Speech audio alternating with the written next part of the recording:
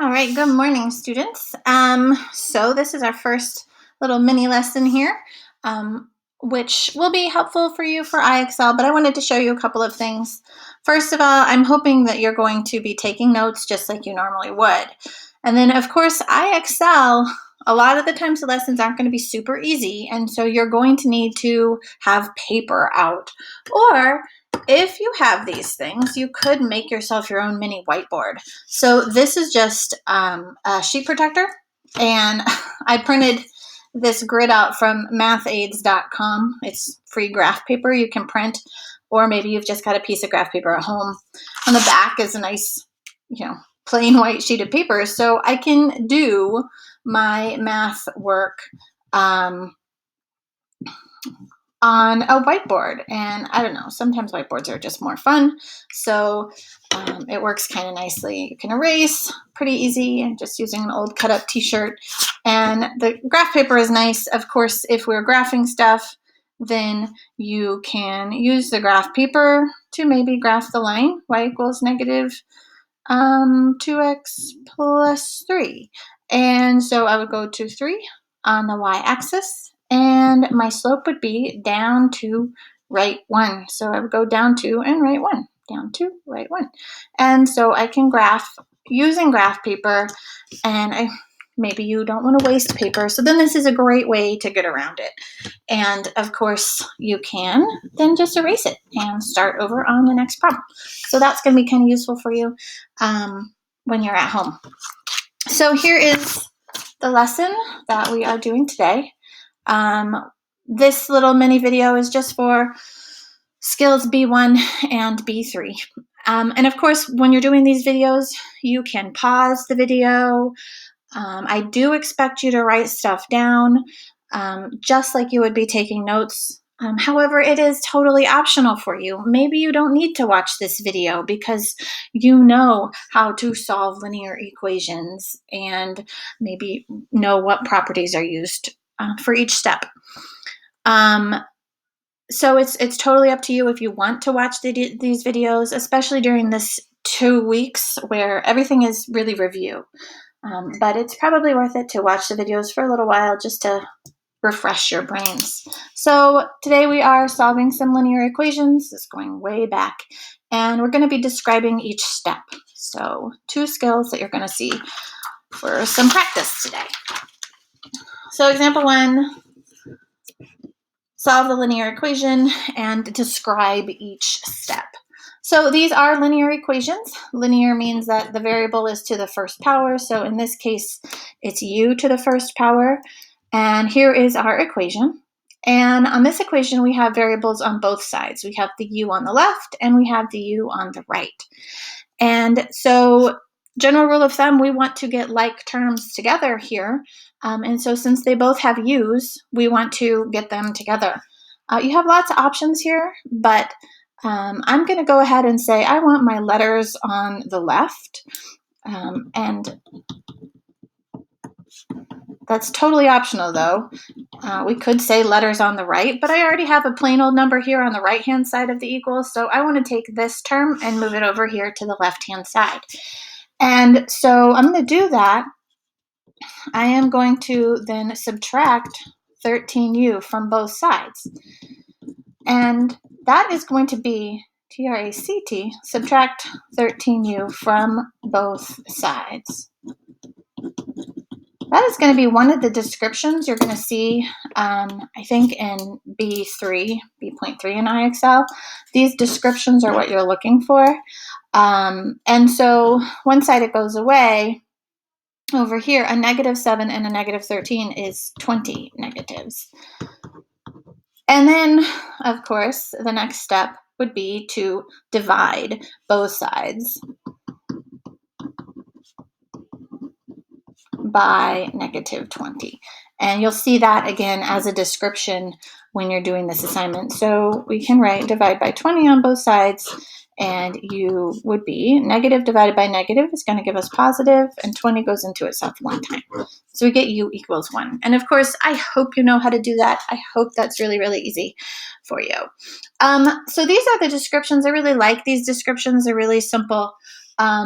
And instead of using what we would term properties of equality, this is the subtraction property of equality, which means if we subtract the same number from both sides of the equals, then we will maintain an equivalent equation. This is the division property of equality. If we're dividing both sides by the same number, then we will maintain equality in our equation. We have the addition property of equality, and we have the multiplication property of equality as well. But the IXL is just going to use really simple statements like subtract 13u from both sides, or divide both sides by 20, or negative 20 in this case. So I really like that. Try another one. You will get some problems that are going to involve decimals. And so IXL is pretty good at mixing things in. You're going to have fractions, you're going to have decimals, you're going to have integers, but the processes are the same. So we have negative 16.1g plus 10.49 plus 19.5g equals 2.5g plus 0.41. So lots of decimals here, and please, you have a calculator. You're allowed to use a calculator. So please have that out and ready to go if you need it. So the first things first, we're going to combine like terms. So just looking at the left-hand side here, I have this term with the g and 19.5 with the g. And we're going to go ahead and combine those. So I'm going to turn on my calculator. Negative 16.1 plus 19.5, and I see that that's 3.4.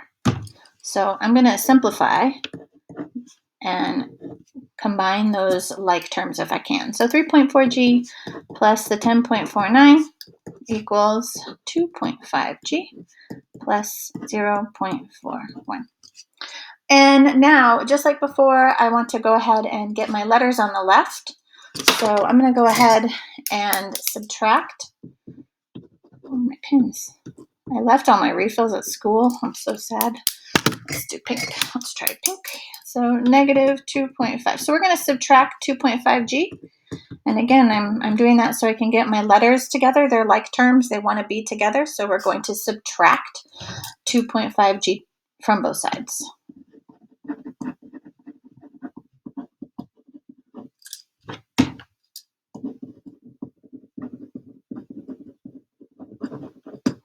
And again, that's a description. You'll see the little drop down when you're doing skill B.8. I don't know. I'm not in school, so I don't have to use my brain. 3.4 minus 2.5 right here. It gives me 0.9. 0.9g plus 10.49 equals 0.41. That's fantastic. All right, now I want to go ahead and get my numbers together. I have a regular old number here, and I need to combine it with this regular old number here. So to do that, we're going to subtract 10.49. So that goes away. And again, the reason we are subtracting 10.49 from both sides. I'm left with 0.9g is equal to, and again, 0.41 minus 10.49 is 10.08, negative 10.08. And then to get g by itself, I'm going to divide both sides by 0.9. Now, probably the hardest part, divide by 0.9 is negative 11.2. So probably the hardest part is knowing if this answer is okay. And I think I've said before, IXL is going to be very specific with how it wants you to round, so please read those directions. They are perfectly fine with fractions. Fractions are great, but they must be reduced.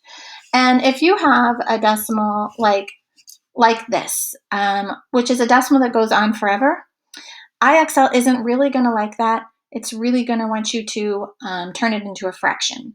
So again, you have a calculator, you know how to do math frac and turn it back into a fraction. And that's kind of nice.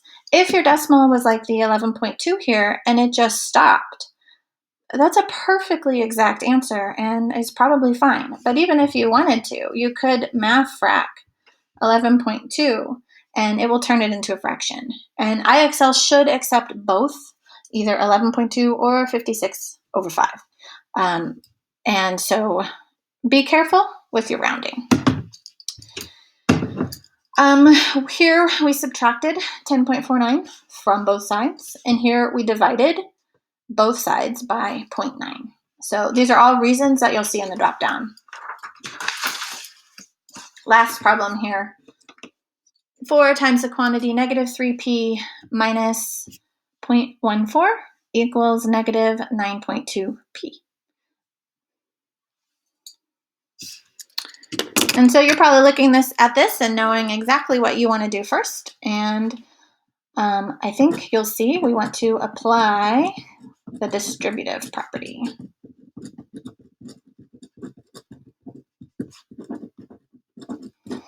And so we are going to go ahead and distribute the 4 to both terms inside the parentheses. 4 times negative 3p is negative 12p. And I have no idea what 4 times negative 0.14 is. So I'm just going to use my calculator and I get negative 0.56.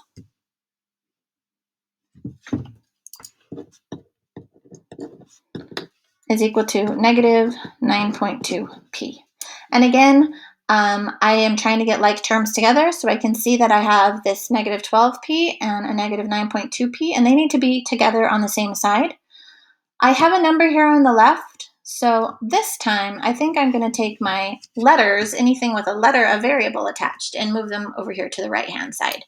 So I'm going to go ahead and do the opposite. Right now it's a negative 12p. I want to add 12p to both sides. Negative 12 and positive 12 makes a 0, so those add out. So in this case, the step would be adding 12p to both sides. I'm left with negative 0.56 equals, calculator time, negative 9.2 plus the 12. And I get 2.8 p's. Use your calculators, ladies and gentlemen. If you don't have one, you can go to desmos.com on your phone or on a computer and use the calculator there. Graphing calculator does all those things. And then I want to go ahead and get p by itself. So we are going to divide both sides by 2.8. So 2.8 goes into itself one time. So we get 1p. And again, calculator time.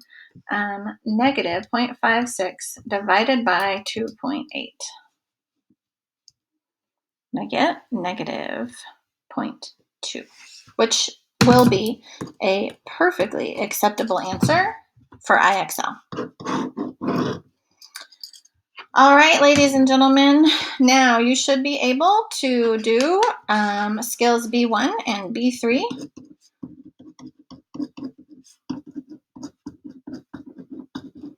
In IXL. And remember, you can do that through Clever, which clever.com/n/TUSD1 is the web address that you would go to Clever and then read the password and username hint and log in and go to IXL and find these Algebra 2 skills, B1 and B3. They should have little yellow stars next to them. And you can also download the IXL app to your phone if you want to, but you'll need to email me for your password and username. So send me an email if you need to use your phone to get the IXL app. Send me an email and I will send you your username and password. All right, thanks, guys.